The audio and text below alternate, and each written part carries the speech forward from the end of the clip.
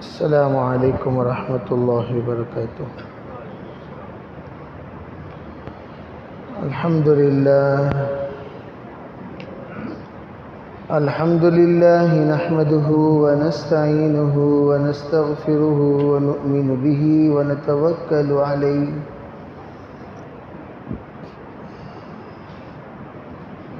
ونعوذ باللہ من شرور انفسنا ومن سیئات اعمالنا من يهده الله فلا مضل له ومن يضلله فلا هادي له ونشهد أن لا إله إلا الله وحده لا شريك له ونشهد أن سيدنا وسندنا ونبينا ومولانا محمدا عبده ورسوله صلى الله عليه وعلى آله وأصحابه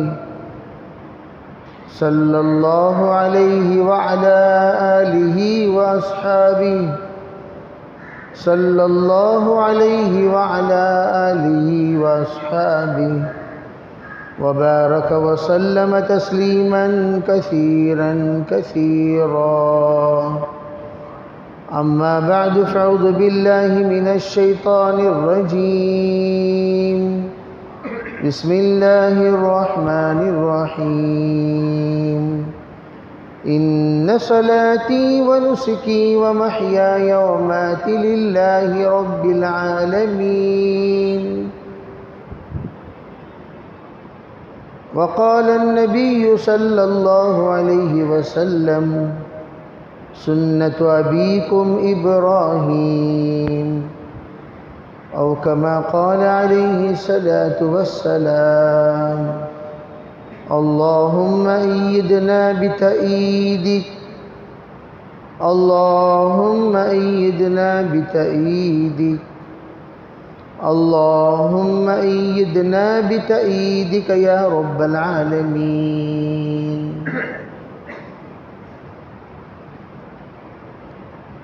محترم معزز بزرگوں، بھائیوں، عزیز نوجوانوں، اس وقت میں ہم لوگ ذی الحجہ کی پہلی تاریخ میں بحمد اللہ تعالی پہنچ چکے ہیں، جس کو ماہ محرم ہونے کا شرف حاصل ہے، اور یہی وہ ذی الحجہ کے ابتدائی 10 دن ہیں جس کی قسم اللہ تعالیٰ نے قرآن پاک میں کھائی، وَلَيَالِ الْعَشْرِ۔ اللہ تعالیٰ نے جو 10 راتوں کی قسم کھائی ہے، وہ 10 راتوں میں ایک رات ہم گزار چکے ہیں۔ جمعرات یعنی کل کی جو رات گزری ہے، ان 10 راتوں میں سے پہلی رات ہے۔ اکابر اسلاف ان راتوں کی قسم کھانے کی جو اصل علت بیان کرتے ہیں، وہ یہ ہے کہ یہ 10 راتیں حجاج کرام جو بھی اللہ کو راضی کرنے کے لیے اللہ کا گھر کا سفر کرتا ہے، وہ رات دن چلتا ہوا ان ایام کو اللہ کی گھر کی طرف سفر میں لگا دیتا ہے۔ ایک طرف اپنے لباس کو طلاق دے کر، اپنے جذبات کو چھوڑ کر، ولا رفث ولا فسوق ولا جدال، لڑائی کو چھوڑ کر، بے حیائی کو چھوڑ کر، اور ایسی باتیں جن باتوں سے اللہ ناراض ہوتا ہے ان باتوں کو ترک فرما کر جب ایک جماعت روان دوا ہو گئی ہے اور لبیک اللہم لبیک پڑھتے ہوئے اللہ کے سامنے حاضری دینے کو چل پڑی ہے، جب وہ رات میں بھی طواف کر رہے ہیں، دن میں بھی طواف کر رہے ہیں، اللہ کے گھر کی دیدار میں لگے ہوئے ہیں، قرآن پاک کی تلاوت میں لگے ہوئے ہیں، کوئی عمرے کی عبادت میں لگا ہوا ہے، کوئی کعبے کی دیدار میں لگا ہوا ہے، کوئی صفا کی دعاؤں میں لگا ہوا ہے، کوئی مروہ کی دعاؤں میں لگا ہوا ہے، کوئی ملتزم سے چپکا ہوا ہے، کوئی میزاب رحمت کے نیچے اللہ کے سامنے گڑ گڑا رہا ہے، کوئی حتیم کے اندر سجدہ ریز ہو کر اللہ سے گناہوں کی معافی مانگ رہا ہے اور اللہ کی خصوصی رحمت کو اپنی طرف متوجہ ہونے کی بھیک میں لگا ہوا ہے۔ اب یہ ایک طرف ایک دیوانہ وار مجمع جب وہاں پر اللہ کے ان تمام مقدس زمینوں کو متبرک سمجھ کر مستفیض ہو رہے ہوں تو ایسے ایام میں ہم بھی بیکار نہ رہیں۔ یہ 10 دن اور 10 رات اس کو اللہ کے شکر میں، عبادت میں، اطاعت میں، ریاضت میں اور اللہ کے اس تقاضا جس کو ہم قربانی کہتے ہیں اس کی تیاری میں لگ جائیں۔ تو یہ 10 راتیں یوں ہی گزارنے کی نہیں ہیں، اس لیے وَلَيَالِ الْعَشْرِ کی فضیلت بیان کی گئی، اور اس کے ساتھ جو سب سے اہم عمل قربانی کا۔ اور آپ کو میں یہ بات بتانا چاہوں کہ اللہ کی عبادت میں حالات ضرور آتے ہیں، اسی کو تو آزمائش کہتے ہیں۔ فجر کی اذان کے بغیر تم فجر کو آؤ، تب پتہ چلے گا کہ تم لوگ غافل ہو یا ذاکر ہو۔ فجر کی اذان نہیں دی جائے گی، کوئی بات نہیں، ہم ان تمام پابندی لگانے والوں سے عملی طور پر ہم کہنا یوں چاہیں گے کہ ہم لوگ اذان چاہے آپ آہستہ دو یا جہرن دو، جب بھی دو، جیسا بھی دو، جس طرح سے بھی دو، لیکن اللہ کے بندوں کی بندگی میں کوئی کمی نہیں آئے گی۔ ایسا کبھی نہیں ہوا کہ فجر کی اذان ہوتی تھی، مصلی بڑھتے تھے، فجر کی اذان نہیں ہو رہی ہے، مصلی گھٹ گئے، گھٹنا نہیں چاہیے، تب جا کر آپ کی بندگی کا امتحان میں آپ کامیاب ہوں گے، تب جا کر آپ اللہ کے مطیع اور فرما بردار سمجھے جائیں گے، تب جا کر آپ ذاکرین شمار کیے جاؤ گے، تب آپ خاشعین شمار کیے جاؤ گے، جس کو سرکار نے فرمایا جو عشاء کی نماز جماعت کے ساتھ پڑھ لیا، فجر کی جماعت کے ساتھ پڑھ لیا، پوری رات عبادت کا اسے ثواب مل گیا۔ ایسے سعادت مندوں میں آپ کا شمار اس وقت ہوگا جب آپ اذان دیے بغیر بھی، بے حالات عبادت پر آتے ہی ہیں، پھر بھی آپ مسجد میں حاضری دیں۔ آپ سے پوچھا گیا بھئی فجر کی نماز میں کیوں حاضری؟ ارے بھئی جب سے اذان نہیں ہو رہی ہے پتہ ہی نہیں چل رہا ہے۔ لا حول ولا قوت الا باللہ، میں ساتھیوں سے یہ کہہ رہا تھا اگر اذان مسجد سے نہیں ہو رہی ہے، آپ اپنے فون میں تو اذان رکھ سکتے ہو، آپ اپنے فون میں تو اذان رکھ سکتے ہو۔ ہر ایک اپنے اپنے فون سے اگر اذان سنانا شروع کر دے، ہر گھر سے اگر اذان کی آواز گونجنے لگے، کیا محلے میں اذان کی آواز سنائی نہیں دے گی؟ آپ کی فون کی آواز پر کس نے پابندی لگائی؟ آپ کی فون کی اذان پر کس نے پابندی لگائی؟ آپ اپنے فون میں اذان کی آواز گھر میں گنجائیے، آپ کے فون کے ذریعے سے آپ کے گھر کے تمام غافلین کے کانوں میں اذان کی آواز پہنچے، وہ غفلت سے اٹھے اور فجر کی نماز ادا کرنے والے بنے۔ کیا اس طرح کا عمل کرنے سے آپ کو کسی نے روکا؟ جس طرح ہم لاک ڈاؤن میں ایک مسجد بند ہوئی تو ہم نے 100 مسجد اوپن کیے، ایک مدرسہ بند ہوا تو ہم نے 100 کے مدرسے اوپن کر دیے، اسی طریقے سے آپ یہ بات بتانی چاہیے۔ آپ ایک اذان بند کر رہے ہو، کوئی بات نہیں، ہمارے گھر میں 5 فون ہیں، 5 اذانیں گونجیں، 5 اذانیں آئیں گی، 5 اذان کی آواز فرسٹ فلور کا سیکنڈ فلور کو جائے گا، سیکنڈ فلور کا تھرڈ فلور کو آواز پہنچے گی، اور تھرڈ فلور کا فورتھ فلور کا آواز پہنچے گی، اور فرسٹ فلور کا گراؤنڈ فلور کا آواز پہنچے گی، تاکہ پوری بلڈنگ والے اذان سے غافل نہ رہیں۔ پابندی لگائی تو کیا لگائی؟ بہانہ لوگوں نے بنا کر فجر کو آنا ہی بند کر دیا۔ ایک بڑا مجمع فجر کو آنے سے رہ گیا۔ کیا بات ہے بھائی یہ ہو گیا، اذان نہیں ہو رہی، اذان نہیں ہو رہی، اذان نہیں ہو رہی۔ ارے ایمان کہاں گیا؟ دماغ کہاں گیا؟ فکر کہاں گیا؟ ذکر کہاں گیا؟ اگر آپ کے دل کے اندر فجر کی نماز پڑھنے کی نیت ہے، اللہ جگائے گا۔ کتنے ایسے اللہ والے ہیں؟ ارے بھائی پہلے زمانے میں الارم کون رکھتا تھا بتائیے؟ الارم کے بغیر لوگ تہجد نہیں پڑھتے تھے، الارم کے بغیر لوگ فجر نہیں پڑھتے تھے، الارم کے بغیر لوگ نہیں اٹھتے تھے، الارم کے بغیر لوگ کام نہیں کرتے تھے۔ نیت اگر خالص ہو، آپ آزما کر دیکھ لیں، یا اللہ فلاں وقت پر آپ میری نیند کھلا دیجئے، اللہ کھلائے گا۔ اس لیے کہ آپ نے کیا دعا پڑھی؟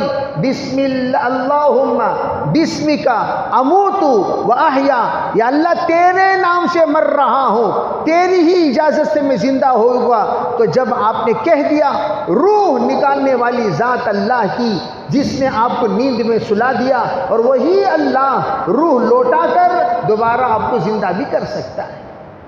تو اسی طرح قربانی پر حالات آ رہے ہیں۔ قربانی پر حالات آنے کی وجہ سے ایک بڑا مجمع، جو لوگ پہلے ہی سے بہانہ تلاش کر رہے تھے، تو ہی نہ چاہے تو بہانے ہزار ہیں، اگر تو چاہے تو راہیں ہزار ہیں۔ تو ہی نہ چاہے بہانے ہزار ہیں۔ کیا کرنا بھئی؟ قربانی دینا بول کچھ سوچ لے کو تھا، کہاں کی پابندی لگا ڈالے کہتے نا، تو ہی نہ چاہے تو بہانے ہزار ہیں، اگر تو چاہے تو راہیں ہزار ہیں۔ جس طرح ہم لاک ڈاؤن میں باہر پھرنے والے پھرتے ہی رہیں، راہیں ہزار ہیں، لاک ڈاؤن میں تجارت کرنے والے کرتے ہی رہیں، راہیں ہزار ہیں، اور جو لوگ ادھر ادھر سفر کرنا تھا سفر کرتے ہی رہیں، راہیں ہزار ہیں، اور جن کو گھر میں بیٹھنے کا بہانہ چاہیے تھا تو وہ بہانے ہزار ہیں۔ سونے کا ارادہ تھا، بہانے ہزار ہیں۔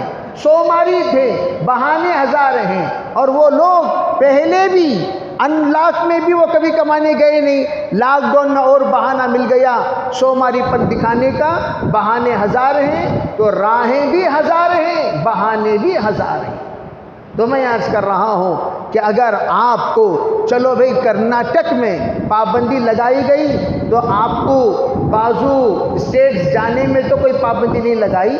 بعضو اسٹیٹ آپ جا تو سکتے ہیں، آپ چاہیں تو حصور جا سکتے ہیں، آپ چاہیں تو دیگر علاقہ جا سکتے ہیں۔ نہیں جناب، ہم نہ حصور جا سکتے، نہ ہندوپور جا سکتے، نہ آزو بازو کسی جگہ پر جا کر ہم اپنا کام کر سکتے، تو کم از کم آپ اتنا تو کیجئے، جہاں پر قربانی کا نظم بنایا گیا وہاں تو آپ قربانی دے سکتے ہیں۔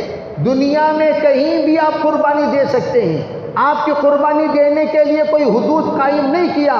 اگر آپ کو یوں کہا جا رہا ہے یہاں قربانی آپ نہیں دے سکتے، ہم کچھ نہ یہ چاہتے ہیں، کیا نہیں دے سکتے؟ یہ نہیں دے سکتے، یہ نہیں دے سکتے، یہ نہیں دے سکتے، اور یہ دے سکتے ہیں؟ ہاں دے سکتے ہیں، دیجئے۔ آپ کو اگر اجازت ہے بھینس کی قربانی دینے کی، دیجئے۔ آپ کو اگر اجازت ہے اونٹ کی قربانی دینے کی، دیجئے۔ جن جن جانوروں کی قربانی دینے کی اجازت ہے وہ تو دیجئے، آپ کو کون منع کرتا ہے؟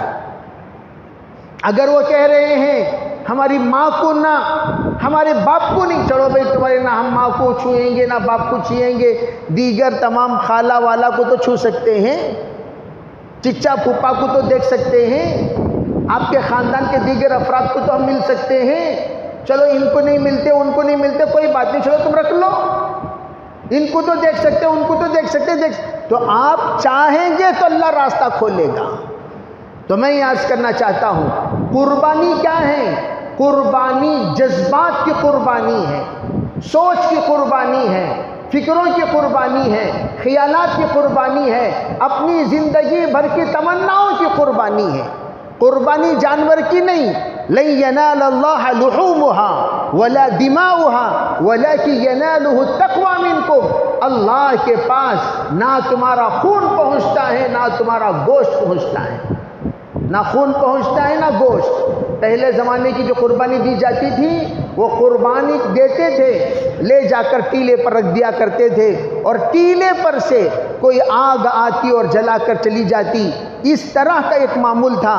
لیکن پروردگار نے اس امت پر رحم فرمایا، قربانی تم اللہ کے نام سے دو، لیکن گوشت کھانے کی تمہیں اجازت ہے، گوشت استعمال کرنے کی تمہیں اجازت ہے، گوشت بانٹنے کی تمہیں اجازت ہے، گوشت کسی اور کو دینے کی تمہیں اجازت ہے۔ کسی ایک کے ساتھ کسی ایک نے قربانی دی ہے تو وہ شخص بھی گوشت کھا سکتا ہے اور دوسروں کو بھی وہ شخص گوشت بانٹ سکتا ہے، اس میں کوئی حرج نہیں۔ صرف اس امت محمدیہ کے ساتھ اللہ کا خصوصی رحم و کرم ہے۔ تو میں یہ عرض کرنا چاہتا ہوں، آپ کا نہ گوشت پہنچتا ہے نہ خون، وَلَكِنْ يَنَالُهُ التَّقْوَى مِنْكُمْ، آپ کے دل کا درد پہنچتا ہے، آپ کے دل کا دکھ پہنچتا ہے، آپ کے دل کی نیت پہنچتی ہے، آپ کا خلوص پہنچتا ہے، آپ کا اخلاص پہنچتا ہے، آپ کا درد اور درد دل پہنچتا ہے، یہ فرمایا۔ اسی لیے حضرت ابراہیم علیہ السلام کے سلسلے میں آپ نے کہا، جب صحابہ نے عرض کیا وَمَا هَذِهِ الْأَضَاحِي يَا رسول اللہ، سرکار یہ قربانی کیا ہے، یہ خون بہا کیا ہے، یہ خون بہانے کا حکم کیوں دیا گیا، یہ حلال جانوروں کی قربانی دینے کا حکم کیوں دیا گیا؟ کہیں دمبا ذبح ہو رہا ہے، کہیں بکری ذبح ہو رہی ہے، کہیں مینڈا ذبح ہو رہا ہے، کہیں چھیلا ذبح ہو رہا ہے، کہیں چھیلی ذبح ہو رہی ہے، کہیں بھینس، کہیں اونٹ، کہیں بیل، ہر جگہ پر ذبح کیے جا رہے ہیں، یہ کیوں؟ آپ نے فرمایا سنت ابیکم ابراہیم، یہ تمہارے والد ابراہیم علیہ السلام کی سنت ہے۔ کیا سنت ہے؟ واقعہ تو سب جانتے ہیں، ابراہیم علیہ السلام نے خواب میں ایک بار، دو بار، تین بار دیکھا، تینوں مرتبہ آپ نے دیکھا۔ کیا دیکھا؟ آپ بار بار دیکھ رہے ہیں۔ فرمایا یا بنیا انی ارا فی المنام انی اذبحک فانظر ماذا تری، بیٹا میں تجھے ذبح کرتے ہوئے خواب میں دیکھ رہا ہوں۔ انی ارا فی المنام، میں خواب میں دیکھ رہا ہوں۔ انی اذبحک، کہ میں تمہیں ذبح کر رہا ہوں۔ انی اذبحک فانظر، ذرا سوچ کے جواب دینا، فانظر ذرا سوچ کے جواب دینا، ماذا ترى، کیا خیال ہے تیرا؟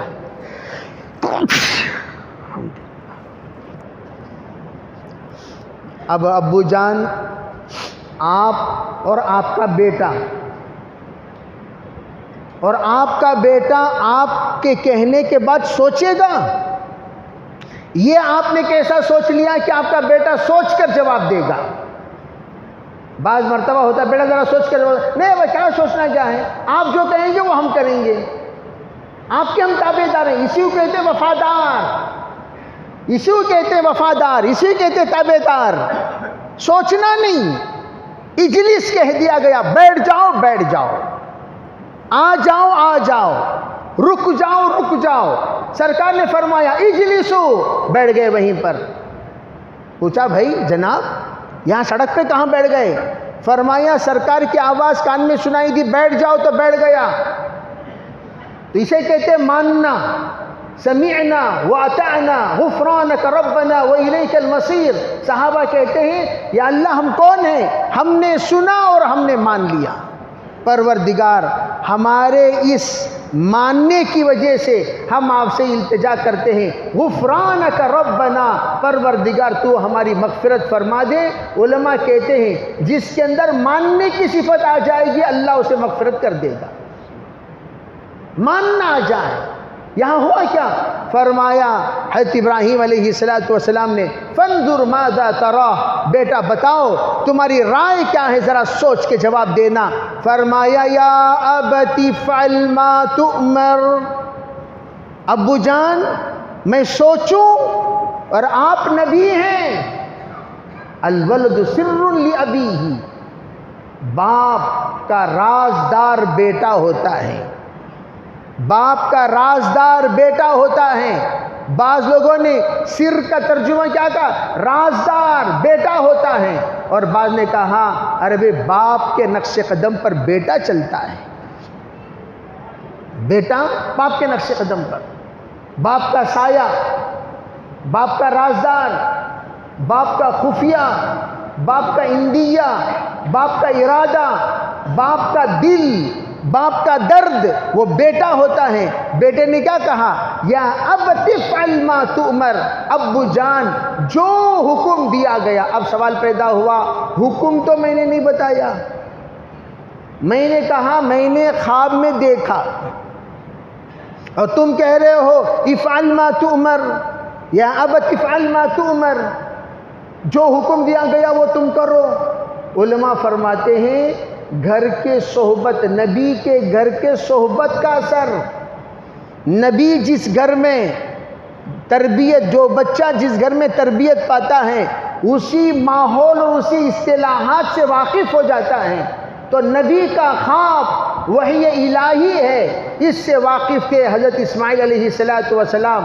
حالانکہ چھوٹے سے بچے ہیں، اس ننھے منھے بچوں کو پتا تھا میرا باپ جو خواب دیکھتے ہیں وہ خواب دیکھتے نہیں، خواب دکھایا جاتا ہے، اور خواب دکھایا من جانب اللہ ہوتا ہے. جب اللہ کی طرف سے خواب دکھایا گیا وہ خواب نہیں، اللہ کا حکم ہے. اس لیے فرمایا یا ابت افعل ما تؤمر. یہی ہر اولاد کو سبق دیا گیا. باپ جو کہتا ہے وہ کہنا نہیں، باپ کی بات ہمارے لیے واجب الاطاعت ہے.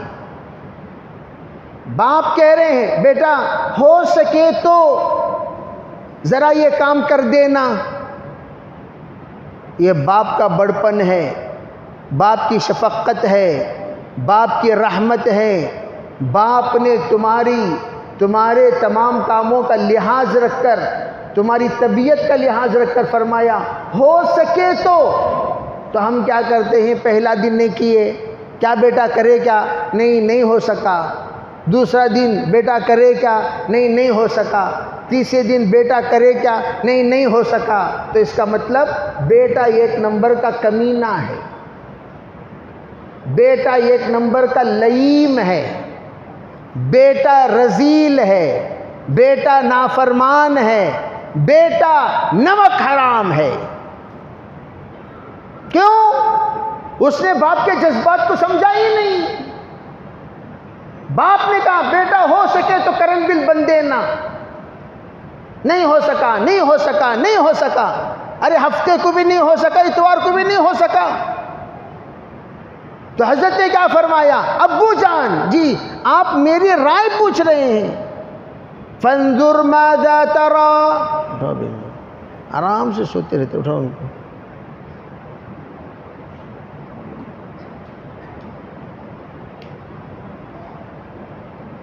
فانظر ماذا ترى، فانظر ماذا ترى، بیٹا ذرا سوچ سمجھ کے بتائیے. فرمایا بتانا مجھ سے آپ کہہ رہے ہیں؟ یا ابت افعل ما تؤمر، ابو جان جو حکم دے دیا گیا فوراً کر دیجئے. اور سنیے ابو جان جی، آپ کا بیٹا ہوں اور آپ اللہ کی ہر آزمائش پر اترے. وَإِذِ ابْتَلَىٰ إِبْرَاهِيمَ رَبُّهُ بِكَلِمَاتٍ فَأَتَمَّهُنَّ. پروردگار نے آپ کا مختلف امتحان لیا، ہر امتحان پر آپ کامیاب ہوئے، کامیاب ہوتے رہے، کامیاب ہو رہے ہیں. میں آپ کا بیٹا ہوں، کم از کم ٹیسٹ میں تو کامیاب ہو سکتا ہوں. تو میں یہ کہنے لگے آپ یوں مت سمجھیے میرا بیٹا چیخے گا، چلائے گا، ہنگامہ کرے گا اور بے صبرہ ہو جائے گا. نہیں، ستجدنی، آپ کا اور میرا پہلا آمنا سامنا ہو رہا ہے. آپ نے اللہ کے لیے اتنی بڑی قربانیاں دے دی، اور آپ اب باپ کے امتحان کے لیے بیٹے کو قربانی دینا پڑ رہا ہے، قربان ہونا پڑ رہا ہے. ابو جان آپ ان قریب مجھے پائیں گے، ستجدنی انشاءاللہ کہہ دیا اس لیے کہ میرا پہلا امتحان ہے، فرسٹ ٹیسٹ ہے، فرسٹ ٹیسٹ ہے، پہلا امتحان ہے، پہلی بار میرا اور آپ کا، آپ کے امتحان میں آپ تو بہت اولو العزم من الرسل، میں تو ایک طفل مکتب ہوں، اور آپ مجھ پر جو اللہ کا حکم پر عمل کرتے ہوئے چھری چلائیں گے، ہو سکتا ہے کہ اللہ رب العزت اگر مجھے صبر دے دیا تو میں صبر والا بن جاؤں گا، اگر نہیں تو اللہ جانے کیا ہوگا۔ اس لیے لفظ کیا لگایا؟ ستجدنی انشاءاللہ۔ یہ ہے تربیت کا اثر۔ جیسا باپ تربیت کرتا ہے بچے کی زبان سے بھی اسی الفاظ نکلتے ہیں، باپ گالی دے گا تو بچے بھی گالی،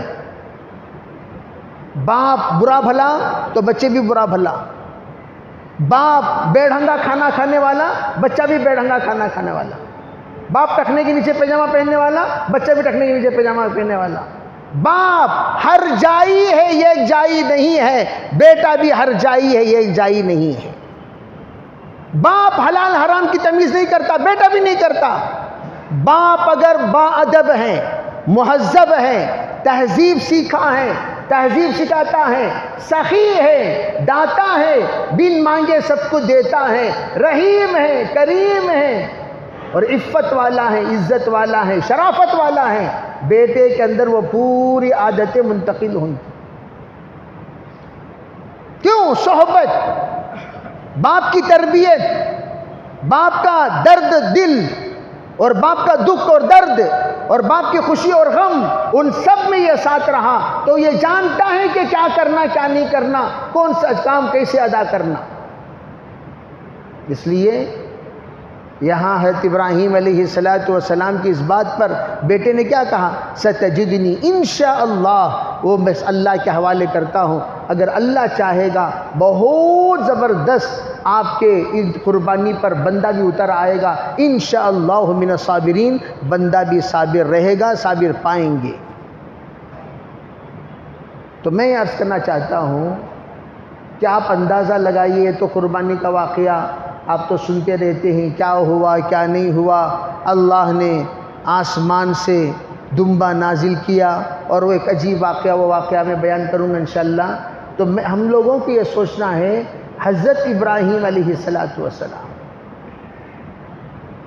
82 سال کی عمر میں حضرت اسماعیل پیدا ہوئے، اور جن لوگوں کو اولاد نہیں ہے وہ اولاد کا درد جانتے ہیں، اولاد نہ ہونے کا دکھ جانتے ہیں، اولاد نہ ہونے کا صدمہ جانتے ہیں، اولاد نہیں ہے تو کس کس موڑ پر کیا کیا باتیں سننی پڑتی ہے، کیا کیا حالات دیکھنے پڑتے ہیں، کیسے کیسے الزامات لگائے جاتے ہیں، وہ سب آپ جانتے ہیں۔ حضرت ابراہیم علیہ السلام کو 82 سال تک اولاد نہیں ہے، تو کتنا سہے ہوں گے، کتنا سنے ہوں گے، کتنا سنبھالے ہوں گے، اور کتنی دعائیں کیے ہوں گے۔ اور اس کے بعد بچہ پیدا ہوا، اور وہ بچہ جس وقت وہ حضرت ابراہیم علیہ السلام کے ساتھ چلنے لگا، پھرنے لگا، اور حضرت ابراہیم علیہ السلام کا ساتھ دینے لگا، اور ہاتھ بٹانے لگا، اور قدم بقدم رکھنے لگا، اور ان کے لیے عزت اور احترام ہو گیا۔ جیسے عام طور پر آپ دیکھیں شادی کے بعد بچے جب چلنے لگتے ہیں تو انگلی پکڑ کر تمام باپ اپنے بچوں کو ساتھ لے جاتے ہیں، یہ بتانے کے لیے ازدواجی زندگی کا کامیاب نتیجہ دیکھو، یہ کون ہے؟ یہ میری بیٹی، یہ میرا بیٹا، ایک فخر ہے، ایک شان ہے، ایک نعمت کا اظہار ہے، اللہ کے سامنے شکر بھی ادا کر رہے ہیں، پروردگار تو نے بچہ عنایت فرمایا اور صحیح سالم دیا، خوبصورت دیا، مطیع اور فرما بردار دیا، تو کتنی خوشی ہوگی۔ بعض مرتبہ بعض باپوں کی پہچان بیٹے کی شان سے ہوتی ہے۔ ارے انہوں کون جانتے ہیں؟ فلاں کے ابا، حالانکہ ابا پہلے آیا دنیا میں، تعارف بیٹے کا ہوا، تو شان سے فلاں بھی کہتے آپ مجھے نہیں جانتے، میں فلاں کا باپ ہوں۔ بعض اولاد ہوتے ہیں وہ باپ سے پہچانے جاتے ہیں، یہ فلاں کا بیٹا ہے، جس کو اللہ نے قبولیت دی اس کے ذریعے سے، جس کو اللہ نے متعارف کرایا اس کے ذریعے سے اس کا تعارف کرایا جاتا ہے، یہ فلاں کا بیٹا، یہ فلاں کا بھانجا، یہ فلاں کا بھتیجا، یہ فلاں کا نواسا، یہ فلاں کا پوترا۔ معروف ہستی کو بول کر ہم مجہول کی جہالت دور کر دیتے ہیں۔ پھر اس کے بعد وہ جو مجہول تھا، مجہول ملاقات کرتا ہے، ارے السلام علیکم، وعلیکم السلام، خیریت جی؟ تو علماء فرماتے ہیں یہ طریقہ اللہ نے اس باپ کے ذریعے سے ایسے شان عطا فرمایا تھا حضرت اسماعیل کو، اور حضرت اسماعیل علیہ السلام اس شان کو باقی رکھنا چاہتے ہیں، اس لیے کہ وہ دیکھ رہے تھے میرا باپ کا مقام کیا ہے، میرا باپ کا درجہ کیا ہے، میرا باپ کا اللہ تعالیٰ کے یہاں کیا درجہ ہے، کیا عہدہ ہے، کیا عزت ہے، کیا خلت ہے دونوں کے درمیان۔ اللہ نے حضرت ابراہیم علیہ السلام کو خلیل بنایا۔ جس وقت اسرائیل علیہ السلام حضرت ابراہیم کے پاس آئے، آخری وقت کا واقعہ ہے، کہا کہ اللہ تعالیٰ آپ کو یاد فرما رہے ہیں۔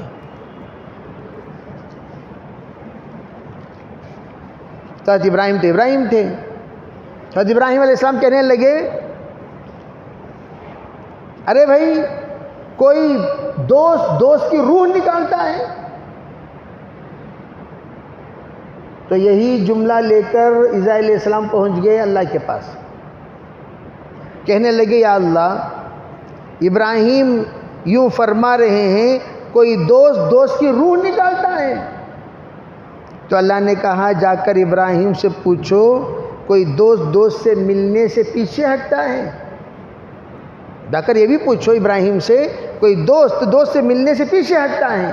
سیدھا آ کر کہا کہ اللہ کہہ رہا ہے کوئی دوست سے ملنے سے پیچھے ہٹتا ہے، تو ارے پھر تو فوراً چلتے ہیں، چلو فوراً چلتے ہیں، چلو۔ اتنی محبت، اتنا تعلق، دونوں کے درمیان اتنا ربط، اللہ نے کسی کو دوست بنایا تو حضرت ابراہیم کو بنایا۔ تو آزمائش بھی ایسے ہی لیا اللہ تعالیٰ نے۔ آزمائش کیسے؟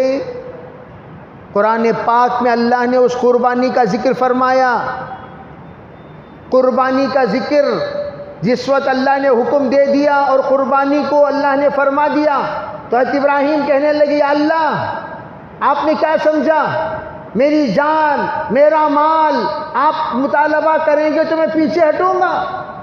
ان صلاتی و نسکی و محیای و ماتی، یا اللہ میری بدنی تمام عبادتیں، میری مالی تمام عبادتیں، میرا جینا، میرا مرنا، میری سانسوں کا چلنا، میری سانسوں کا بند ہونا، للہ رب العالمین، سب اللہ کے لیے وقف ہیں، کوئی چیز میری نہیں، میں خود وقف ہوں، میری جان وقف ہے، میرا مال وقف ہے، میری زندگی وقف ہے، میری سانس وقف ہے، اور ہر چیز آپ کے لیے وقف ہے، جو آپ کہیں گے اس پر بندہ قربان۔ پھر کیا کہا؟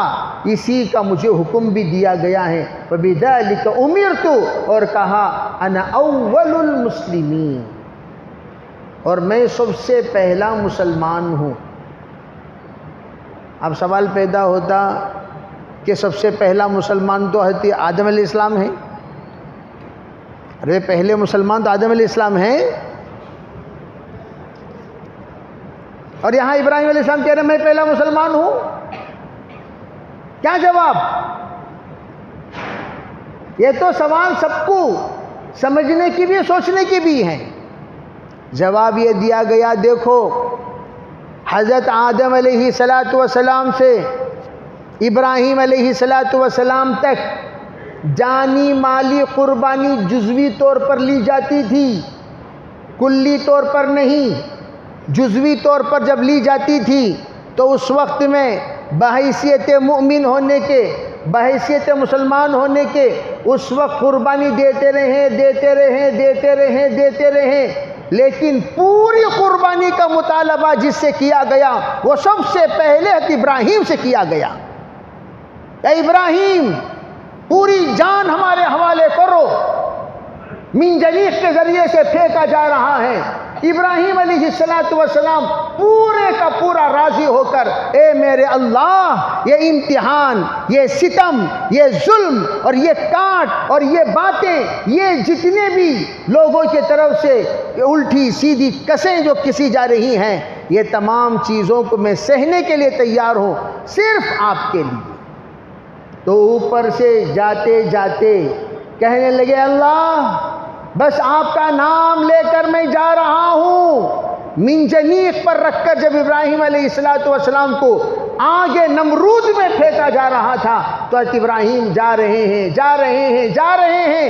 جاتے جاتے اللہ کو حضرت ابراہیم علیہ السلام کے اس لا حول ولا قوت الا باللہ جو پڑھتے ہوئے جا رہے ہیں تو اللہ رب العزت نے فوراً کیا کہا، یا نار کونی بردا وسلاما علی ابراہیم. اے آگ، فوراً ابراہیم تیرے پاس پہنچنے سے پہلے صحیح سالم ہو جائے ابراہیم کے لیے.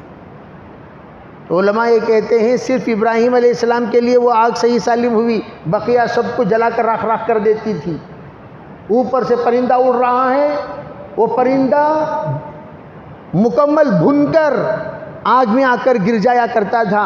لیکن صرف ابراہیم علیہ السلام، جب پوچھا گیا حضرت آپ کے اچھے دن کون سے تھے تو ابراہیم علیہ السلام نے کہا، سب سے زیادہ اچھے دن میرے وہ جو میں نے نمرود کی آگ میں گزاری. امتحان، پورا امتحان، جان کا امتحان اللہ نے، مال کا امتحان اللہ نے، ہاجرہ کی ہجرت کا امتحان اللہ نے لیا، سارا کی نصرت کا امتحان اللہ نے لیا، اور ہاجرہ اور اسماعیل کو دونوں کو چھوڑ کر آنے کا امتحان اللہ نے لیا. پورا امتحان جو بھی لیا وہ اللہ نے ابراہیم علیہ السلام سے لیا. فرمایا مسلمان کسے کہتے ہیں؟ مسلمان اسے جس کے طرف ہر طرح کا امتحان متوجہ ہوگا. وَلَنَبْلُوَنَّكُم مِّنَ الْخَوْفِ وَالْجُوعِ وَنَقْصٍ مِّنَ الْأَمْوَالِ وَالْأَنفُسِ وَالثَّمَرَاتِ فَبَشِّرِ الصَّابِرِينَ. یہاں بھی صابرین ہے، وہاں بھی صابرین ہے. سَتَجِدُنِي إِن شَاءَ اللَّهُ مِنَ الصَّابِرِينَ. حضرت اسماعیل بھی کہتے ہیں، اے ابو جان مجھے آپ صابر پائیں گے، بہت صبر کروں گا، بہت برداشت کروں گا، بے برداشت نہیں ہوگا، میں بے قابو نہیں ہوں گا، غصے میں نہیں آؤں گا، بغیر مشورے کے کوئی کام نہیں کروں گا، جو بھی کروں گا تابعدار ہو کر کروں گا، وفادار بن کر کروں گا، مشورے کے تابع ہو کر کروں گا.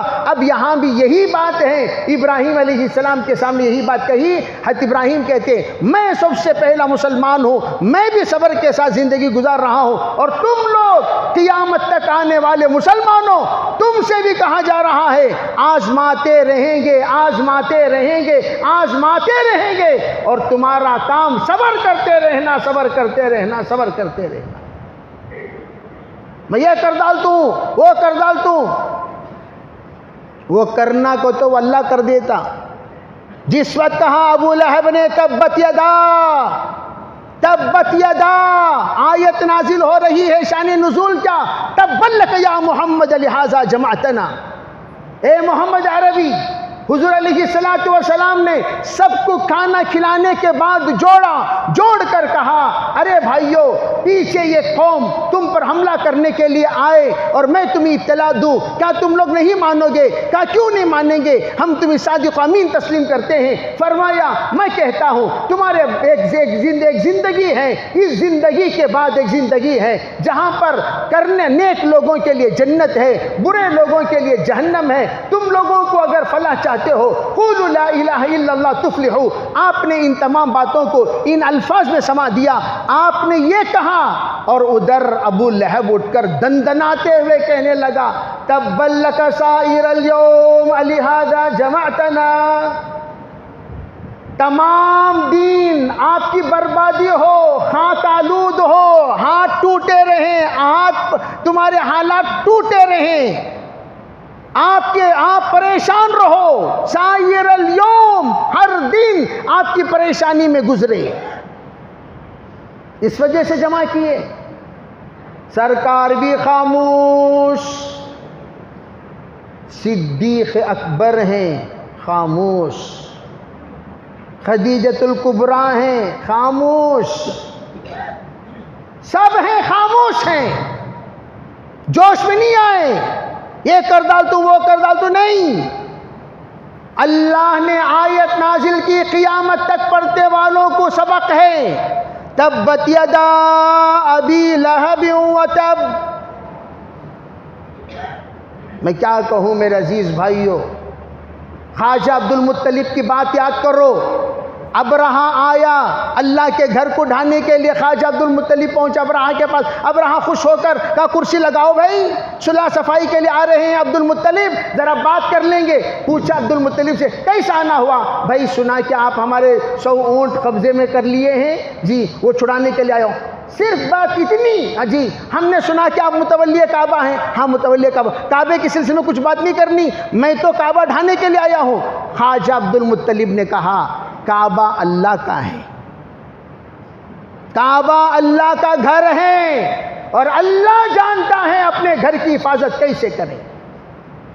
فرمایا اذا جاء، فوراً آیت نازل، الم تر کیف فعل ربک باصحاب الفیل الم یجعل کیدہم فی تضلیل وارسل علیہم طیرا ابابیل ترمیہم بحجارۃ من سجیل فجعلہم کعصف مأکول۔ اللہ نے آیت نازل فرمائی، ابابیل کا مقابلہ کروایا ہاتھیوں کے لشکر سے۔ تبت یدا نازل فرما کر اللہ نے جواب دیا۔ اور ہم لوگوں کا اللہ کے سے رشتہ کم ہے، اللہ سے بولو نا بھائی، اللہ سے بولو نا، اللہ کے سامنے رو نا۔